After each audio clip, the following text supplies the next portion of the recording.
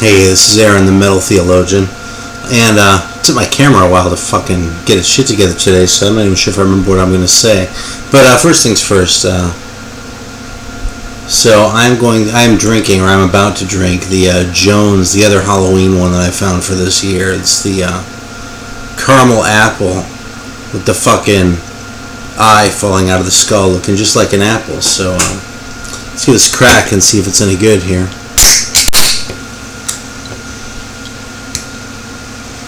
Alright, here we go.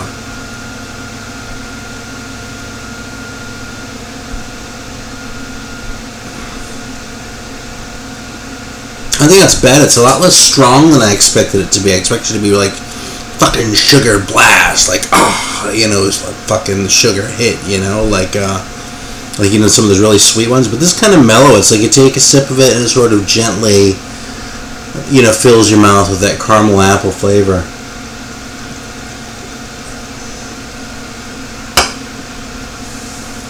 Yeah, it's pretty good. Just as well, it's a small thing. I don't think either of these Joneses from this Halloween are all that great. I like the candy corn one from last year better. Oh well, that's the way it goes. Anyway, today I was sort of inspired by Vance's video where he was talking about all these 45s he got when he was little, and that's Vance. His alias is like some long number that I can't remember, and I'll try to remember to link to it, but I kind of suck at that, so we'll see if I actually do it. But anyway, it's sort of inspired by that. What I'm actually going to talk about today, it's not going to be much metal. I'm going to talk about records that have sort of inspired me, and records that for me personally have been sort of landmark records as far as my musical development. So, of course, Black Sabbath is a big one. Of course, Judas Priest is a big one. I actually came to both those bands relatively late. You wouldn't believe how late I came to Judas Priest, although I think I've made up for lost time. And Black Sabbath I got into not quite as late, but in my late teens, so it wasn't like I was 14 and that was just the absolute shit. I sort of did the AC/DC thing first, and Jesus, on that note, of course I listened to the AC/DC a lot, and I did the punk thing. I listened to the Misfits and that for a while, but what I'm going to try and do is call out specific records that really affected my expectations of what music could or would be like, or what kind of music I would choose to seek out. So I'm going to start all the way back at the beginning here. Not actually all the way back at the beginning. The very earliest thing I remember actually actively liking, like my own thing that I liked, was Simon and Garfunkel. I just thought those fucking Simon and Garfunkel records were the shit. And it's still kind of a soft spot for them, although if you ask me what my favorite Simon and Garfunkel song is, I'd probably say something contrarian like Voices of Old People off Bookends or something like that. But what can I say? Maybe I'm just playing along with Art Garfunkel's shit. But anyway, when this record came out, I was 11 years old, and this is, I believe, depending on how you count, either the second or the fourth thing that I actually bought myself. It was actually the fourth thing, but the second tape. I bought 2 records, and I bought tapes for a while through the 80s until I was probably 14 and started buying records again. So I don't have the original that I had back in the day, but this is actually it. This is fucking. It took me a while to get into it, when this shit was in heavy rotation on MTV, fucking. The hits. I was getting ready to name them, but there's no point, But when I finally got this record, or when I listened to it and they grew on me, just like watching the videos and shit, and I thought all that shit with the, and all that kind of shit was funny because I was 11 and, whatever. But when I got this and listened to it, what really started to trip me out the more I listened to it was that I loved it more and more, but also that this was probably the first thing I'd ever heard that was just a 3-piece band. All the bands I'd listened to up until this point, like, most of the shit that was on MTV and that, you're generally talking 5-piece, 1 or 2 guitars, someone who just sang, probably a keyboard, and maybe some horns or something like that, or a saxophone in there too, right? It was a 3-piece band, just guitar, bass, and drums, and Billy Gibbons and Dusty Hill sort of sharing vocals, right? But I just remember listening to one of these songs, listening to it all the way through and going, God, that was so fucking cool, and then sort of realizing they sang 2 verses at the beginning of that song, and then he just played his guitar for like 5 minutes, and he didn't lose my attention. And I'll say, I listen to this record now, and it really doesn't have the staying power for me like some things have. I mean, these days, it's obviously hipper to like earlier ZZ Top or whatever, and I genuinely do like those, like the Brown albums and that kind of shit. I really love those. I listen to this thing now, and I feel like all I can hear is the fucking synth, I actually thought the worst song at the time was Legs, and when that became a hit, and I found out because I wasn't listening to the radio at all, at that point it kind of blew my mind. But I think that this record, I feel like I have to give it credit. Oh, look, the color just adjusted. I was waiting for that. I feel like I have to give this record credit because, in a way, this record kind of laid the groundwork for what I would come to appreciate in metal. I am not going to sit here and pull a pop-off on you and start talking about how this ZZ Top record is a metal record, because it's fucking not. But it is a hard rock record. In spite of the synth things, you produce this thing a little bit differently, it would be a fucking hard rock record. And it's just so guitar-driven and so stripped down and so spare that really kind of set the foundation, I think, for me, for what I would come to value in music, if that makes sense. So I've never played the thing. That copy's kind of shitty. I paid $1 for it, just sort of have the artifact around. I played it like once since I got it, and like I said, all I felt like I could hear was the fucking synth. But when I first heard that record, it really kind of changed my concept. Now, a little bit later, actually not that much later, but I moved away. A friend of mine turned me onto this band. And if you'd ask me what's my favorite Deep Purple record, I'd pull out Deep Purple and Rock. But as far as the one that really got me going on this band, the one that got me really high on Deep Purple, and the one that really started me down the path of seeking this kind of music out, it was really this one. I'd never heard anything like this. The long solos, the songwriting, the combination of solos that were worked out and ones that were improvised, actually, like Highway Star is actually a really good example of that. Some of those obviously you could notate, but like Space Truckin', which is all of side 4 on this, it just goes on and on. It has that drive and shit. A drum pattern like what Pacey's playing on the Mule. This whole thing just tripped me out, and of course at that point I hadn't heard Smoke on the Water 10 billion times, so that's one of my favorite songs. Actually, this isn't the original copy that I had back in the early 80s. For some reason I let go of it. I got it again later in the 80s, and this is actually signed by most of the band members in ballpoint pen. I'm not sure who that is, but that middle one is pretty obviously Ian Gillan. That's Ian Pace, and Roger Glover's up there. So, and I just found this at a store, so I couldn't vouch for the authenticity of the signatures, but I don't know, I never forged band members' names on my records, so. Anyway, that was a hugely influential album. If you ask me to this day, I spend a lot of time on these things talking about how much I love these old German bands and shit like that. But kind of my private little joke is that when I go out looking for records, if I'm going especially to a big record store, like when I lived on the West Coast and shit, I just sort of went looking for random shit I'd never heard of to dig up. What I was always hoping was that I would find another Deep Purple and Rock. And, yeah, so anyway, so by the time I got to high school, right, I'd done the AC/DC thing, and I was listening to metal too. I've talked about that in other videos, okay? I got Peace of Mind, and was into Metallica, and all the other shit, and I discovered, when I started getting into punk then, because that came a little later for me, I discovered the Misfits, I got really into the Dead Kennedys, but one thing really blew me away as far as changing my concept of what, not only what a band could sound like, but also what a singer could sound like, and that's actually this one right here. This actually, I think this is the second copy of this I owned, because I had an SST press, but I turned one up with the Unicorn label on the MCA distribution. I'm pretty sure this is an original. I had never heard a vocal performance like this, including from Henry Rollins elsewhere in his career. I like My War. I like My War a lot. I still like Loose Nut and shit like that just fine, and I can even hang with the solo stuff. And I saw him live in maybe 90-ish, something like that. Maybe a little later, 92, 93. And it was an intense show, man. Fucking Henry Rollins live had it going on then at least. But this vocal performance on this record, coupled with just the bare bones, aggressive and relentless music, with all that feedback that's part of the songs in a way that I hadn't heard before, not just taking, not just letting it feed back at the end of the song, but actually right through it, this blew my fucking mind, and this was one of the bands that helped me get through my, the ups and downs of high school. On kind of a different note, another band I discovered in high school, and I was still listening to Black Flag at this time, but I discovered this band. It's another band I don't really listen to very much. I mean, I tend to think of the shit as kind of precious these days, but, I had never heard a composition like Supper's Ready, which is almost all of side 2 on this record.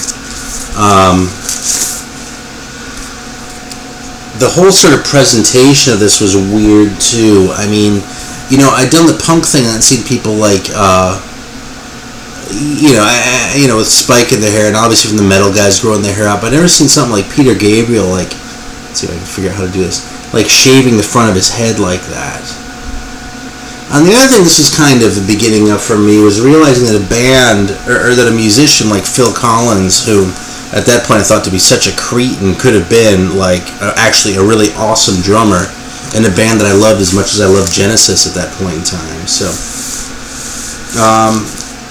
yeah, again, I don't play this very much, but this record really, as far as sort of the history of my musical development, there's really a pretty prominent spot for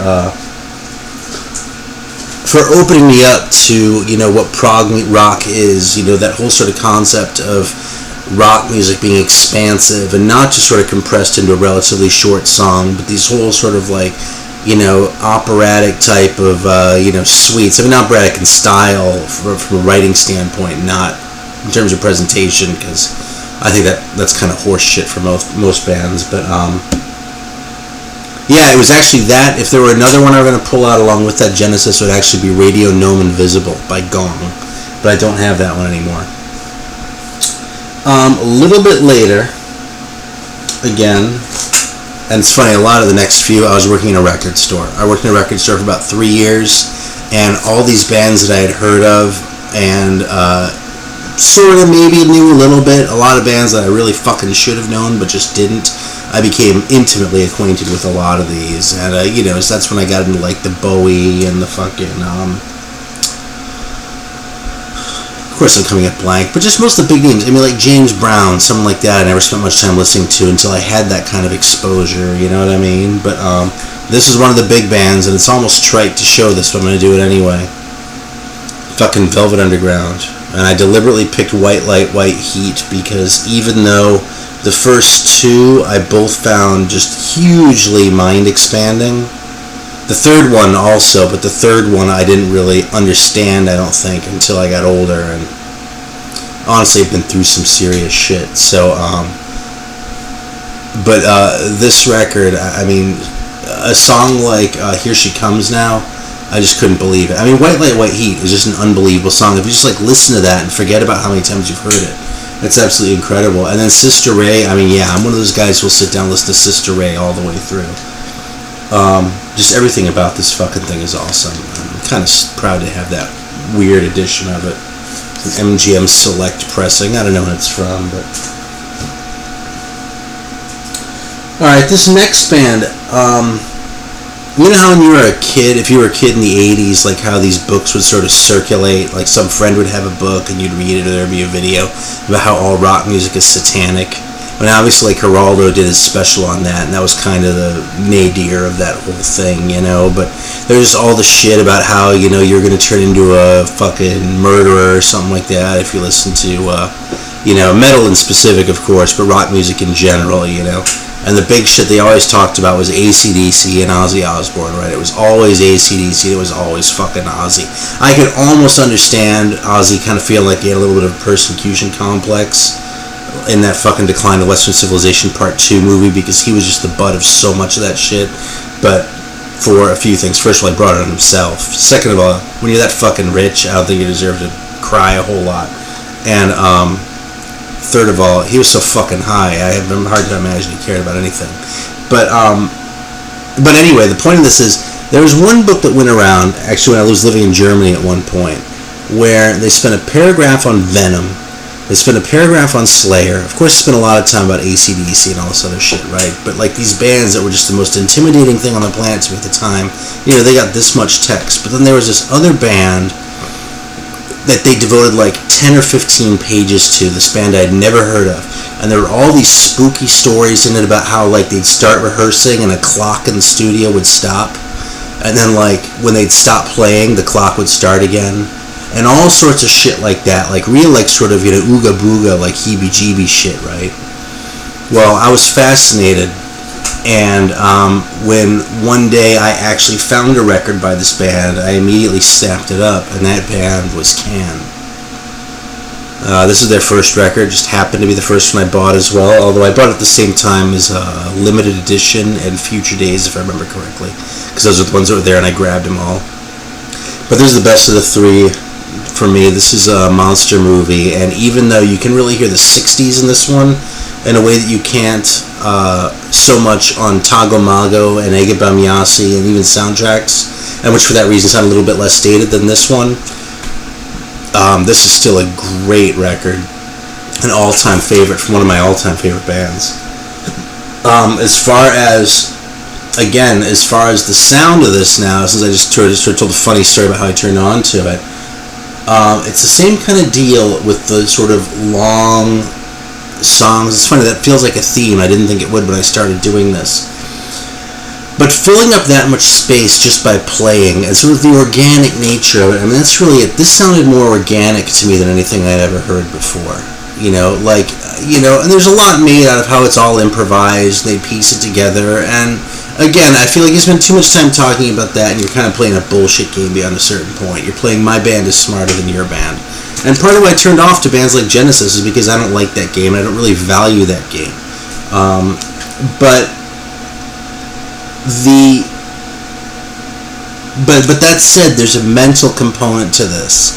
There's sort of a discipline in the music and in the approach, and sort of a sense of purpose to it that was really new to my whole experience of listening to music.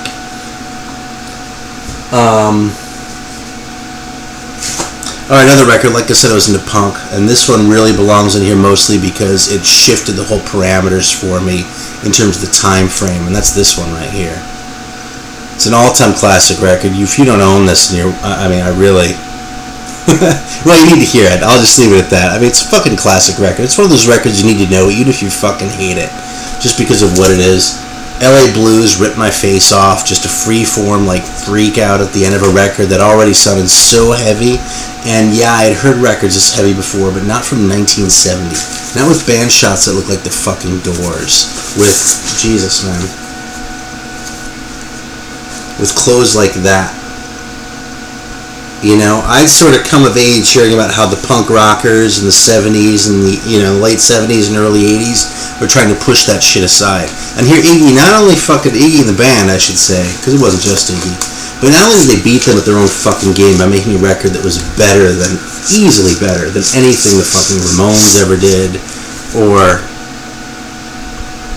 I mean, half the fucking bands that get touted as the saviors. The Sex Pistols, they sound like a bunch of little piss ants compared to this fucking record. But I hadn't heard it from 1970. I hadn't heard them. He beat them at their own game. He did it 7 years before the fact, and it just fucking blew my mind. So, I don't know what to say. Maybe sort of picking up a little bit more from the Velvet Underground theme a little bit. This is another one. I actually discovered this band because for a while I really liked the Sisters of Mercy for reasons I couldn't explain, because I actually never did the whole goth thing. I never liked Christian Death. I never liked Bauhaus or any of those bands, but for some reason, I don't know, maybe I just got the joke or something like that, but the Sisters of Mercy did it for me.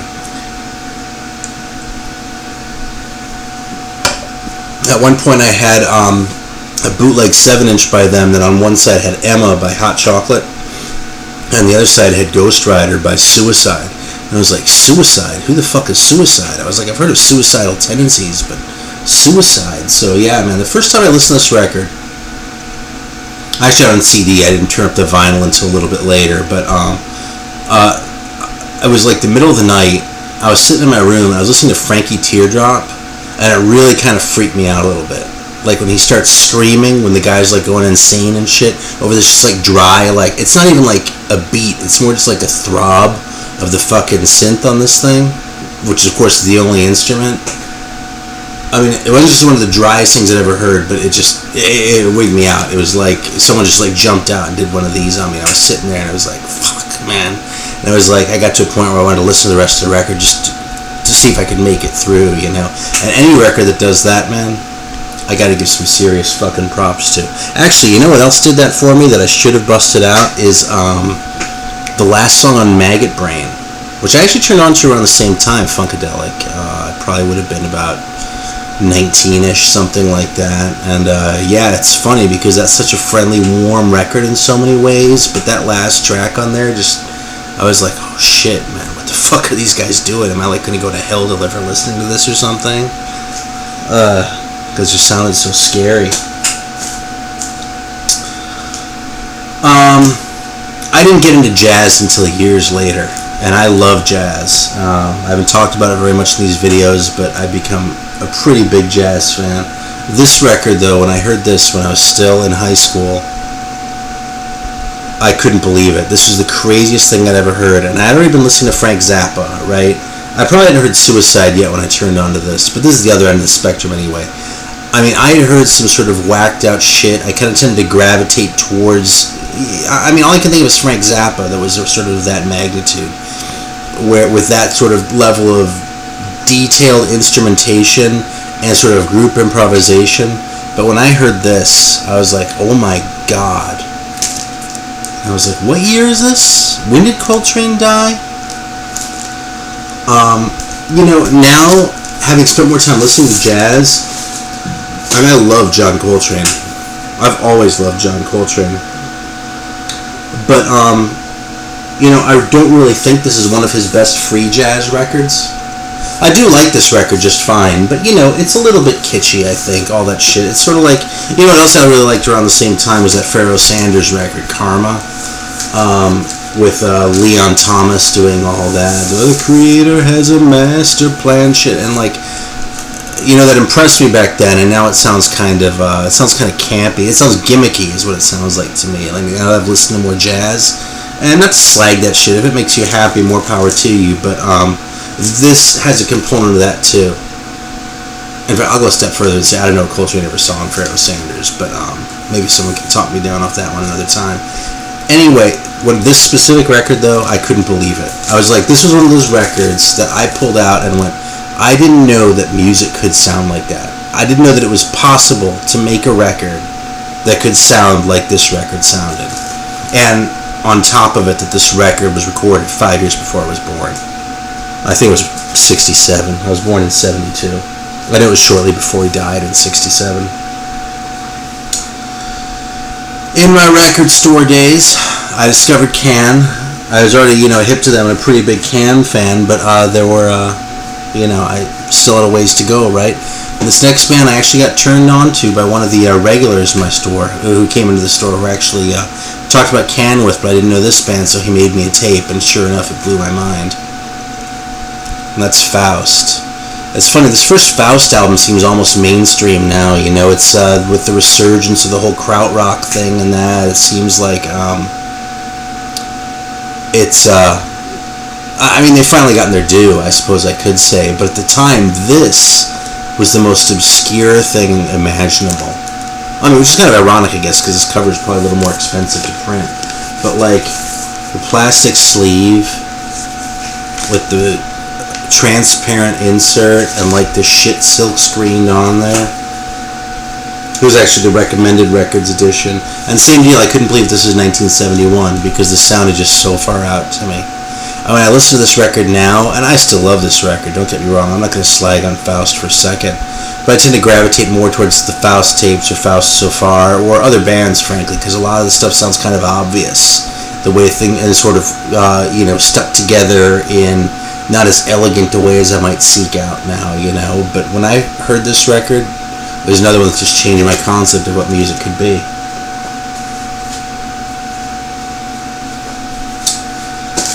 I almost want to skip this one because I don't want to make this a big reggae thing, but I hated reggae for a long time. I just knew sort of the regular Bob Marley shit or whatever, and I worked with a couple people in the record store who would play reggae. I hated reggae so much that I go down in the basement and pull back stock so I wouldn't have to fucking hear it. But at some point, I came around to get it, and the key that really opened it up for me was a key named Prince Far-Eye. The same deal on this one. I didn't find this until later on record. What I actually heard was a CD compilation of this record and Liberty, which I thought about pulling. It's in the other room, but this really kind of opened it up for me. This was this Prince Far-Eye stuff and the dub style sort of got me to listen into the bass and drums and what the rhythm section was doing in reggae, instead of just sort of looking at the nice little melodies that Bob Marley was doing on that really nice Legend record, which I fucking hate, actually. I just think it's a crap compilation from an artist who, was fine, but not up to the standards of a lot of his Jamaican counterparts. This record, though, is super dry. It's just like Prince Far-Eye, like saying religious shit in this heavy Jamaican accent over it, sort of rhythmically. It's really kind of a classic sort of DJ style. It's hard to imagine this guy DJing at a dance club like, U-Roy or Big Youth or I-Roy or, Jawoosh or some of these other guys who were popular. I want to say in Jamaica, but I've never been to fucking Jamaica. Who made records that were available over here, right? That a kid like me could find when he was getting into reggae. But this shit was just, it just tripped me out again, and it opened up a whole new genre to me, and turned me on, actually. It was sort of the doorway that led me into appreciating the richness of Jamaican music, because for a tiny little island with a small population, the United States, of course, there are a ton of great bands from the U.S. With 300 million people, you're just talking statistics, right? But Jamaica, man, they have more than their fucking share. It's like Finland, man. Finland has way more than its fucking share, too. Why aren't there more good Indian bands?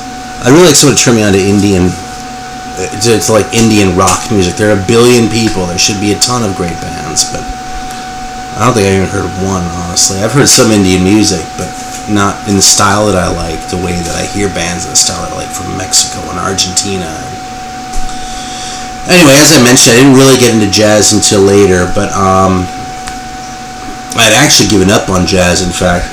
Like I said, I always liked Coltrane, and there were a couple records here and there that I liked, but, God, my camera's a piece of shit. There we go.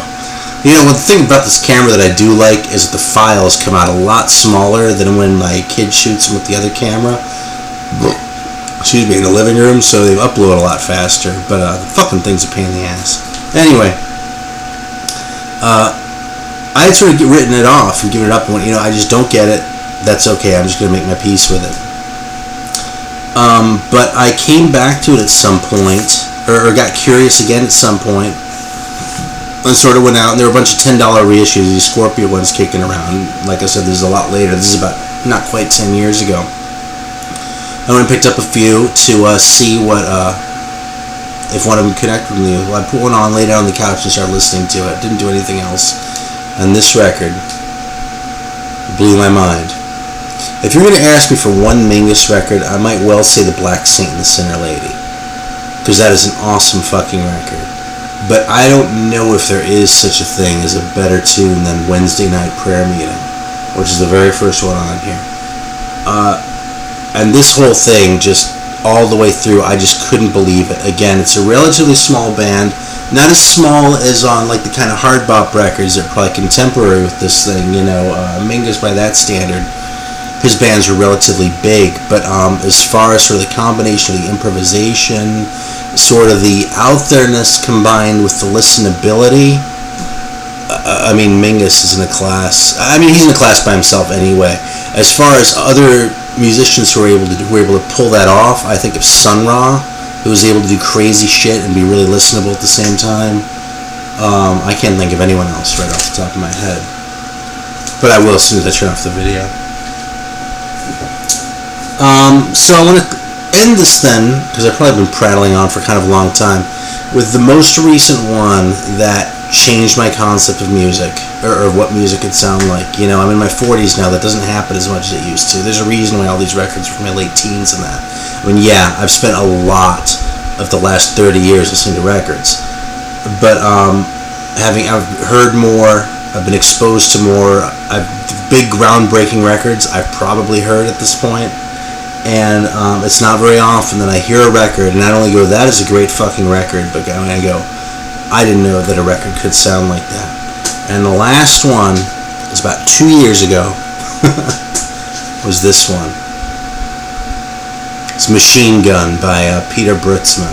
Actually, Peter Brötzmann Octet, which is sort of a who's who of Euro jazz, about which I'm still pretty fucking ignorant. I mean, I've learned a fair bit about American jazz, but when it comes to this European shit, I'm a novice. But, Peter Brötzmann, obviously, Willem Breuker, Fred Van Hove, Han Benink, Bushy Niebergall, Evan Parker. This is like a who's who. No Derek Bailey. I was hoping he'd be on this thing, too. But, I mean, this did two things for me. First of all, I didn't know you could do that. I've been an Albert Ayler fan for years. I didn't know you could make a saxophone sound like the way Peter Brötzmann makes it sound on this record. But it also showed me that maybe I shouldn't write off European jazz. Maybe I shouldn't write off 70s jazz, because for the longest time I wasn't really interested in anything after about 1970. I thought Mahavishnu Orchestra and Weather Report and Spyro Gyra and all this crap that I never really cared about. And guys like Wayne Shorter, I suppose, making some halfway decent money for a change, and more power to him, but not making records in the process that I really wanted to listen to.